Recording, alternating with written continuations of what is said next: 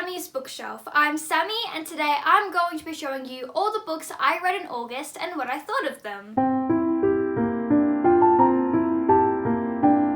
If you watched my last wrap up, you know that I am doing the Great Cassandra Clare reread. So I'm rereading a Cassandra Clare book at the start of every month, and in August I read Clockwork Angel, the first book in one of my all-time favourite series. This book follows protagonist Tessa Gray as she moves from New York to London to live with her brother, but she is kidnapped by warlocks and discovers that she is a shapeshifter. After being rescued by Will Herondale, she discovers the Shadow World, as well as the Shadow Hunters of the London Institute. I'm sure most of you know, but in case you don't, this is a prequel to the Mortal Instruments series, but you can read this trilogy before the Mortal Instruments. In fact, I encourage it. In my opinion, Clockwork Angel is a way better introduction to the Shadowhunter world than City of Bones. I feel like people are often really underwhelmed when they first read City of Bones, which is why I usually recommend people read The Infernal Devices before reading the Mortal Instruments, even though the first 3 Mortal Instruments books were published first. The world building is just so much better in this book, and so it's so much easier to just fall into this world and be invested in the characters. And Tessa, again in my opinion, is a way more likable protagonist than Clary. Don't get me wrong, I love Clary, but she drives me crazy sometimes.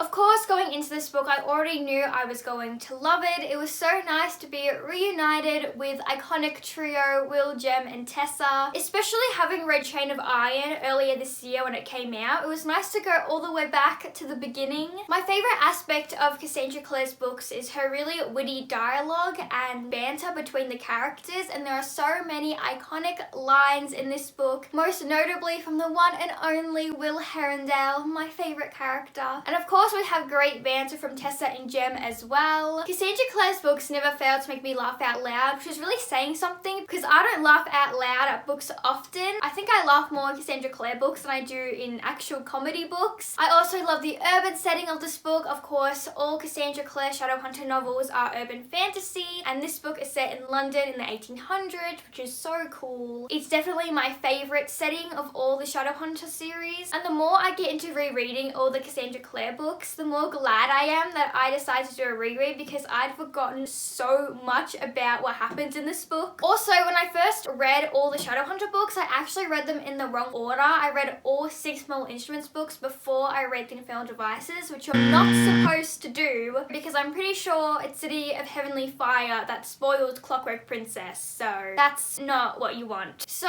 reading Clockwork Angel makes me really excited to go even deeper into my reread and get to books 4, 5, 6 of the Mortal Instruments and find all the references to the Infernal Devices that I would have missed first time around. I love this book. I will always love this book. Will Herondale is my favourite book boyfriend. I gave this a 5 out of 5 stars. After reading Clockwork Angel, I was in the mood for a high fantasy book, so I decided to read The Strange the Dreamer duology by Laini Taylor, which consists of Strange the Dreamer and Muse of Nightmares. And yes, it does annoy me that my books don't match. I read Laini Taylor's Daughter of Smoke and Bone trilogy quite a few years ago and I loved it, so I was really excited to delve into Strange the Dreamer, and rightfully so because these books were so great. If I had to describe them in one word, it would be magical. This book follows a boy named Laszlo Strange who has a fascination with the mythical city of Wheat, and when an opportunity arises for him to travel to the lost city of Wheat, he takes there and discovers the secrets of this hidden city and why it was erased from history. When reading this duology, you definitely have to have quite a bit of patience. The first 2/3 of this book are quite slow moving, and there's a lot of world building and new terms that you have to familiarize yourself with. And I feel like there's no slow introduction to this world like in the Daughter of Smoke and Bone trilogy, where we start off in the real world and transition to the fantasy world. In this book, we kind of just dropped into this fantasy world and you kind of have to fend for yourself a bit. So getting through the first few chapters can be quite challenging. So you definitely have to have some patience and the time to sit down and really absorb this book and understand everything that's going on and be able to understand this world that Laini Taylor has so expertly created. So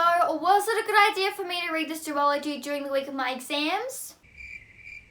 Probably not. Did I still enjoy every page? Yes, I did. Even though the first 2/3 of this book aren't exciting in the way that you might think, like there's no fight scenes or really action-packed scenes, and even the romance doesn't start till about halfway through the book or even further, it in no way took away from my enjoyment of the book, because I just got swept away in Laini Taylor's beautiful writing and the world that she was showing me. Laini Taylor's writing is the epitome of show me, not tell me, because she just paints these beautiful pictures with her words, and she uses a lot of imagery and figurative writing, and her metaphors are always so beautiful, and her writing also flows so well. Her writing very much creates this fairy tale atmosphere which works so well with the magic and the world that this book is set in. I really loved how in the second book Laini Taylor was able to expand the world. The first book was very much honed in on our main ensemble of characters and just the city of Weep, but this book we really expand and find out more about the world as a whole, and all the answers that we accumulate in the first book get answered in this book, which is so satisfying. And even though we didn't have as much of a focus on the characters in this book, all the character arcs still resolved itself really beautifully. I especially enjoyed Thion's character arc in the second book. I also really enjoyed the magic in this book. I can't go too into depth because I don't want to spoil it, but it was really unique and original, and I read a lot of books with magic in it, and it's always a really pleasant surprise to get a magic system that I've never seen before. And the whole ending and conclusion of this series was great. If you are a fan of high fantasy and have the time and the patience to give to this duology, I would highly recommend reading it. They're fantastic, they're so magical, and Laini Taylor is the queen of high fantasy. I gave both Strange the Dreamer and Muse of Nightmares a 5 out of 5 stars. After finishing Muse of Nightmares, all I wanted was a really cutesy contemporary romance, so I picked up People We Meet on Vacation by Emily Henry, which I'd heard so many great things about. This book follows best friends Alex and Poppy, and they go on a vacation every summer together, but one vacation things take a turn for the worst and they haven't seen each other or spoken to each other in 2 years. But an opportunity arises for them to take one last vacation together, and they may or may not fall in love. This book was so great. It had everything I wanted and more. It was so cute and the romance was perfect. We switched between the past and the present, so we get to see how Alex and Poppy meet and also their past vacations before the dreaded vacation where everything went wrong. And whilst this isn't a super unique concept and structure for a book, it was so perfect for this story. It really allowed Emily Henry to communicate how much these people care for each other and love each other, because we got to see their history, which is what you need in a friends to lovers romance. You need to understand the closeness and familiarity these two best friends have had for years and years and years. I loved Emily and Henry's interactions. Their dialogue was always really funny and the interactions were so much fun, which also serves as a great tool to show us how familiar they are with each other and how in sync they are with each other. I loved the ending of this book and how everything wrapped up. I got very emotional and I shed a few tears. And then afterwards I had to take a couple of days break from reading because I just wanted to stay with Alex and Poppy for a little bit longer. I wasn't ready to move on to new characters yet. Usually I prefer enemies to lovers over friends to lovers, but I have to read more friends to lovers books if they're like this. I gave this book a 4.5 out of 5 stars. I then read Tokyo Ever After by Amiko Jean. This book is about a girl named Azumi who finds out that her father is the crown prince of Japan, and she flies over there to meet him, but she finds out that there is a lot more to being a princess than she originally thought. I quite enjoyed this book. It reminds me a lot of a combination of course, The Princess Diaries and also Crazy Rich Asians, which I haven't read either of those books, but I've watched the movies. So if you're a fan of those books/movies, then you probably really enjoy Tokyo Ever After.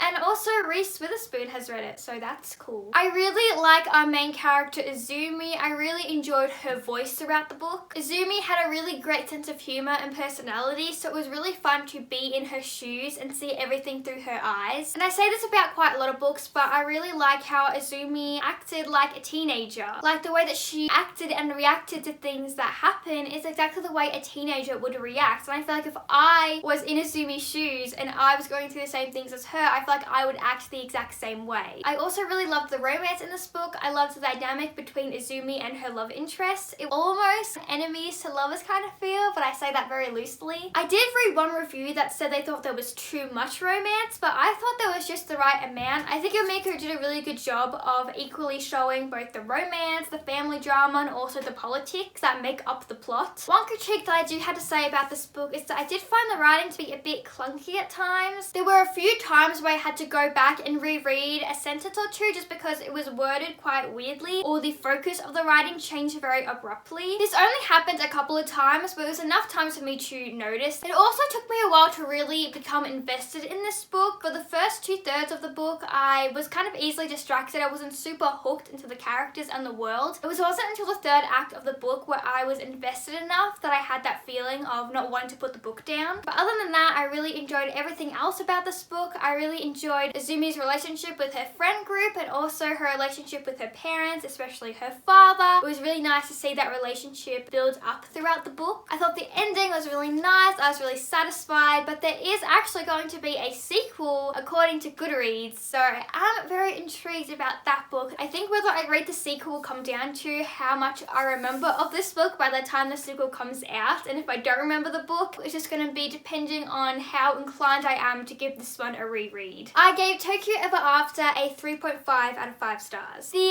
last book that I read in August was Every Last Word by Tamara Ireland Stone. This was also a reread. I read this book about 5 years ago, I want to say, and I really enjoyed it then, and just lately I've been craving to give it a reread, so I finally did. This book is about a girl named Samantha, which is also my name. And she suffers from OCD, but she's also friends with the popular group at school, and she's afraid to tell them about her diagnosis because she is afraid of being shunned by them. But she meets a new friend named Caroline who introduces her to a secret club at her school called Poets Corner, and she finds solace in writing poetry. I remember really enjoying this book when I first read it, and I enjoyed it just as much this time around. I really enjoyed Sam's journey throughout the book. I feel like Tamara Ireland Stone really handled the heavy material of this book really well. And of course, I feel like I say this every time when I review a book, but I loved the romance as well between AJ and Samantha. I thought it was really adorable, and I also love the relationship that Sam makes with the other poets in Poets Corner, and also her realizing what's best for her and realizing that her old friend group isn't doing her any favors, and meeting new friends who support her and make her a better person. I thought the writing was really great, and I thought it flowed really well, and I thought the pacing was really well done. It was just the perfect length. It wasn't too short, it wasn't too long. It was the perfect length to tell this story. I feel like there's not much more I can say about this book without spoiling it. I really enjoyed this book. I gave it a 4 out of 5 stars. So I managed to read 6 books in August, which I feel like is not too shabby. Let me know what books you read in August and which one was your favorite. I hope you enjoyed the video, and I'll see you next time. Bye!